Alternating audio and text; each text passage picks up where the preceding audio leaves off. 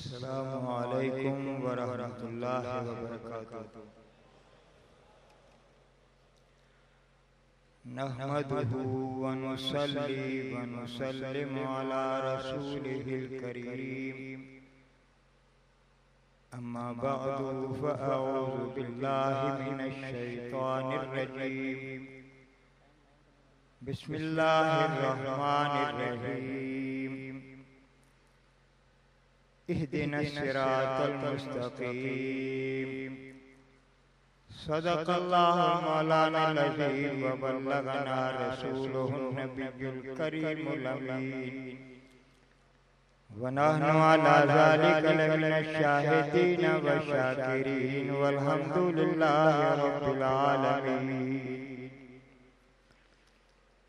अस्सलातु वस्सलामु अलैका या रसूलल्लाह व अला आलिका व अस्हाबिका या शफ़ीअल मुज़निबीन।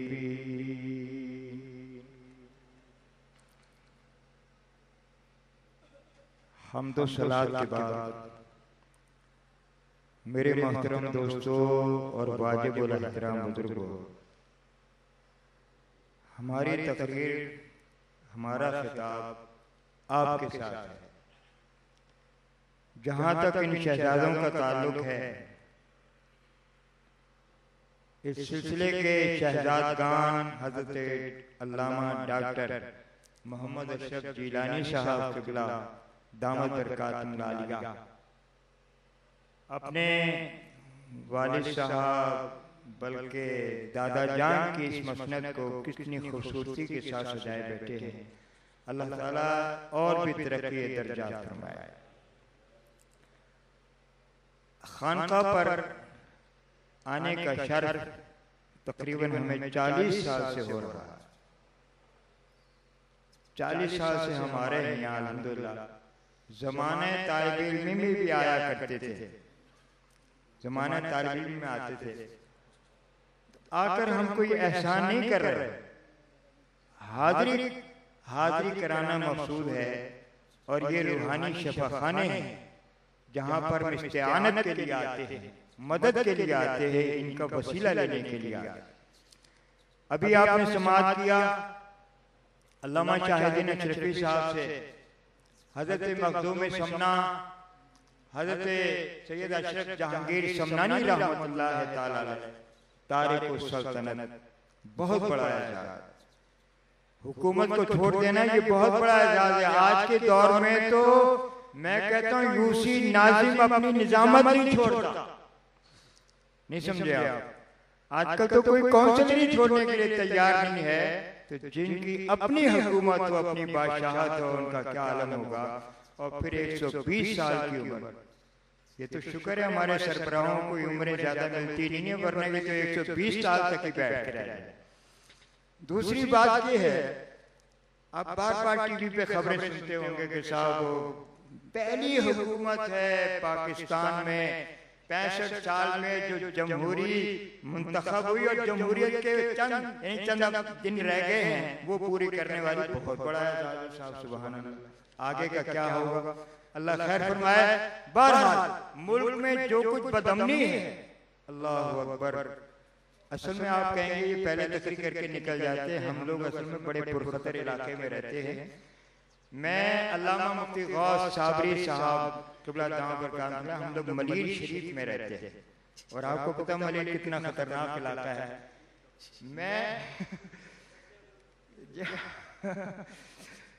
तो मैं आज ये कर रहा था, मैं खुद एक पैराडाइज के होटल के प्रोग्राम वगैरह से फारिग होकर मैं इधर आया था। 8:30 बजे मैं आ गया था यहाँ पर, और इरादा ये था कि बस यहाँ से फारिग होकर जल्दी निकल जाऊंगा।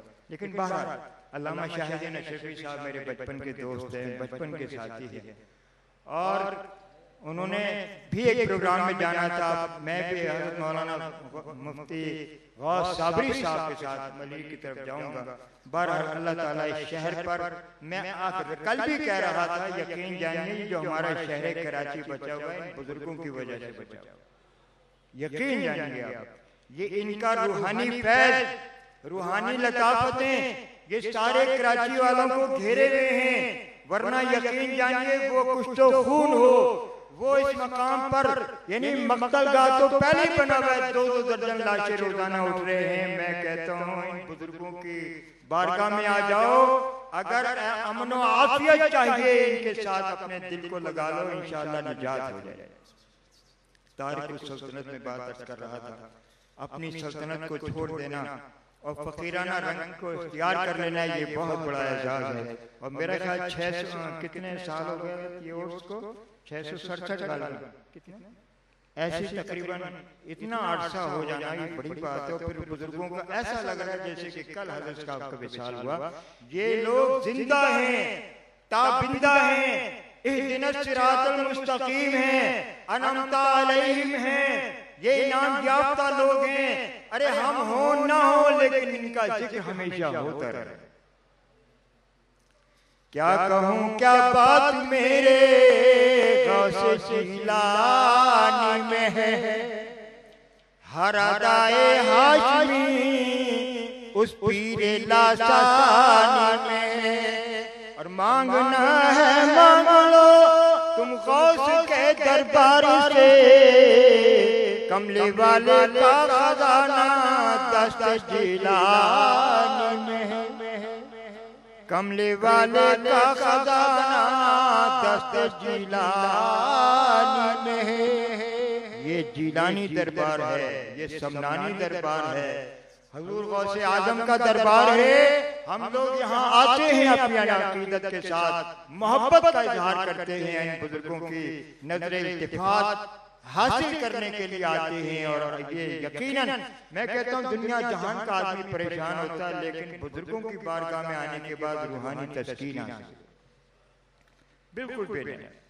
अभी आप थोड़ी देर के लिए इधर चले जाएं, सुबह ये लेना है, वो लेना है, बच्चों को किताबें दिलानी है, ये काम करना है, वो काम करना है, लेकिन अब यहाँ जब तक आप बैठे हैं, जितनी देर बैठे रहेंगे आप बुजुर्गों का जिक्र भी सुन रहे हैं, तस्कीन कल्बी हो रही है, बुजुर्गों की शहजादों की ज़ियारत हो रही है, साहिबाने उर्स भी यहाँ मौजूद हैं, साहिबाने खानका भी यहाँ मौजूद हैं। और अपने इस पुरनूर महफिल को मैं कहता हूँ दुआएं बख्श रहे हैं। और जो दिली तमन्नाएं आरज़ुएं आप लेकर आए हैं वो जान रहे हैं किसकी क्या तमन्ना है, वो जानते हैं आए महफिल में हैं, लेकिन ये मकसद दिली इनका ये है वो इंशाअल्लाह महफिल खत्म होने से पहले पहले आप नवाज किए जाए।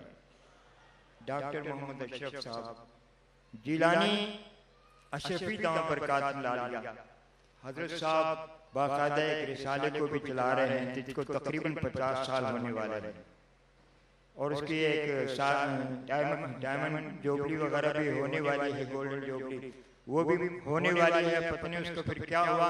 लेकिन बहरहाल बाकायदगी के साथ रिसालों को निकालना और तसनीफ और तालीफ का काम करना, ये मैं कहता हूँ बुजुर्गों की हिदायत है, बुजुर्गों की हिदायत नजरे करम है। वरना हमारे तो रिसाले खत्म हो गए, हमारा लिटरेचर खत्म हो गया। आप दुनिया जहान का लिटरेचर देखेंगे लेकिन हमारा लिटरेचर सुन्नियों को नहीं मिलेगा। सुन्नियों की तोड़ फोड़ की वजह से बहुत बड़ा नुकसान है। अल्लाह करे इन बुजुर्गों के सदके अहले सुन्नत में इत्तेहाद होता है, इत्तिफाक हो जाए। हमसे बड़ी ताकत दुनिया में कोई है ही नहीं। ख्वाजा गरीब नवाज हमारे यहाँ हुए, हजरत सुल्तान समनानी अशरफी रहमतुल्लाह अलैह हमारे यहाँ हुए हैं, दाता गंजबख्श अली बेरी हमारे यहाँ हुए हैं। ये सब अहले सुन्नत के सरमाया इफ्तिखार हैं। और आज भी रूहानी रिश्तों के साथ उनके साथ हमारी लड़ी जुड़ी हुई है। और इंशाअल्लाह इनके सदके हम जिंदा और ताबिंदा रहेंगे। मेरे मोहतरम दोस्तों, तो हम यहाँ पर एक रूहानी तस्कीन हासिल करने के लिए आते हैं। इन बुजुर्गों से फैज़ हासिल कई तकरीर करना मकसद नहीं है। तकरीरें तो वो आम जलसे होते हैं जो कि बड़े बड़े जलसे होते हैं, वहाँ 2-2-3-3 घंटे तकरीरें करते हैं। अल्लाह अकबर। हजरत किबला मुफ्ती गुलाम कादिर कश्मीरी साहब किबला रहमतुल्लाह अलैह का वो ज़माना मुझे याद आता है।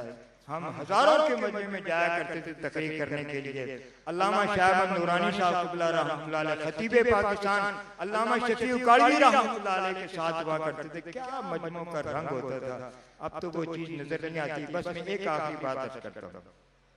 खतीबे पाकिस्तान अल्लामा शफी उकाड़वी रहमतुल्लाह अलैह से मुतालिक, और ये मैं उर्से अशरफी की बात कर रहा हूँ जो मेरा ख्याल है गालिबन 1974 या 75 में हुआ था, निश्चर पार्क के अंदर बाकायदगी के साथ हुआ करता था।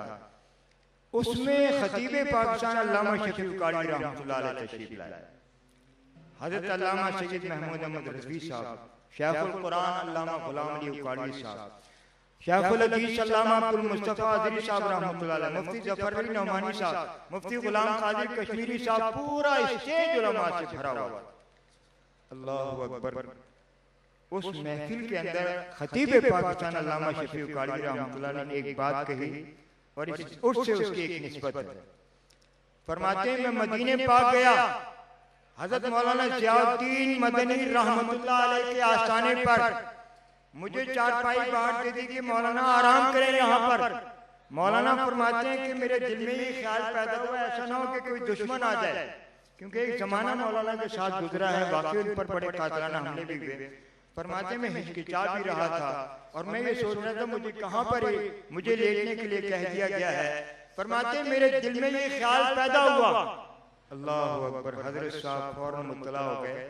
फरमाया मौलाना ये रसूलुल्लाह की सरजमीन, ये रसूल का मदीना है, यहाँ तो हुबाबे मदीना, मदीने के खाक को भी शिफा करार दिया गया है, आप बेफिक्र होकर के आप आराम करें।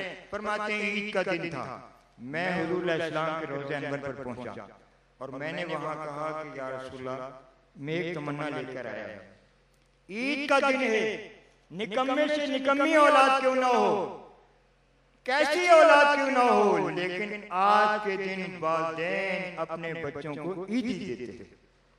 मैं आपकी बारगाह में ईदी लेने के लिए आया। देखिए उनका तखय्युल, उनका तसव्वुर, उनका ज़हन।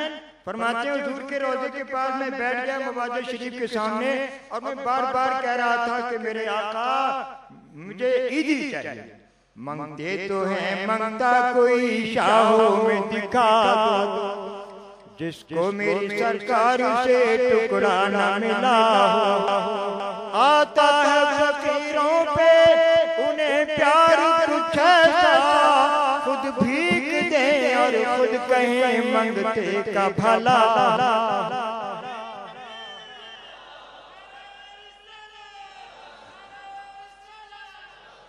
फरमाते मैं बैठा रहा इसी तसव्वुर में क्या होता, आज ईद का दिन है, ईद के दिन कितनी निकम्मी नालायक औलाद क्यों ना हो, लेकिन उसको वालिदैन ईदी दिया करते हैं। मैं आपकी बारगाह से ईदी लेने। खैर कहते मैं चला आया, आंख लग गई मस्जिद नबी में, मैंने ख्वाब देखा और ख्वाब ये देखा कि एक सुनहरे रंग की एक पतरी सी है और एक हाथ मैंने नमूदार होते हुए देखा और उसके अंदर कलम था और उसने उस सुनहरे रंग की पतरी पर लिखना शुरू कर दिया, मीम हा मीम दाल मोहम्मद। और फरमाते हैं शफी लिखा और उसके बाद मेरी आंख खुल गई। उसके बाद मेरी आंख खुल गई। आप फरमाते हैं मैं हजरत शेखुल इस्लाम वल मुस्लिमीन हजरत जालमल्लद्दीन अल्लामा ज़ियाउद्दीन मदनी रहमतुल्लाह अलैह के पास गया। मैंने कहा हजरत मैंने बड़ा अजीब ख्वाब देखा है, मैं इस ख्वाब की ताबीर चाहता हूँ कि इस तरह से हाथ नमूदार हुआ और उसने मेरा नाम लिखा उस सुनहरे पत्रे के ऊपर। मैं इस ख्वाब की ताबीर चाहता हूँ। हजरत मुस्कुराए, फरमाया मौलाना क्या हुजूर से ईदी मांग रहे थे? ईदी मांगी थी? फरमाया जो हाथ निकला और तुम्हारा नाम लिखा, अरे हुजूर ने अपने मुकर्रबीन में तुम्हारा नाम लिख लिया है, इससे बढ़कर और क्या ईदी होगी। और आप देखें खतीब पाकिस्तान रहमतुल्लाह अलैह, मैं कहता हूँ सुनियो ऐसा खतीब नहीं मिलेगा। बड़े बड़े एक से खतीब आए पंजाब से, लेकिन शफी उकाड़ी अल्लाह अकबर। और मैं कहता हूँ वो आशिक़े रसूल थे, सारी जिंदगी सलातो सलाम का पैगाम देते रहे और जब जनाजा गया तो सलातो सलाम की धूप, सलातो सलाम की धूप। मैं उस वक्त इंडिया गया हुआ था। बस ये आखिरी बात अर्ज कर रहा हूँ, वाकई में आखिरी बात अर्ज कर रहा हूँ। मैं इंडिया में था, मुझे हजरत साहब के इंतकाल की खबर वहाँ मिली। एक अजीज यहाँ से वहाँ पहुँचे, उन्होंने बताया कि पाकिस्तान में एक बहुत बड़े आलिम खतीब है पाकिस्तान का इंतकाल हो गया, मौलाना शफी उकाड़ी साहब का। मैं सुनकर हैरान हो गया। कहा बस हमने एक चीज देखी, जनाजे के अंदर हजारों का मजमा था और हर शख्स ये कह रहा था कि मुस्तफा जाने रहमत पे लाखों सलाम, शमे बस में हिदायत पे लाखों सलाम।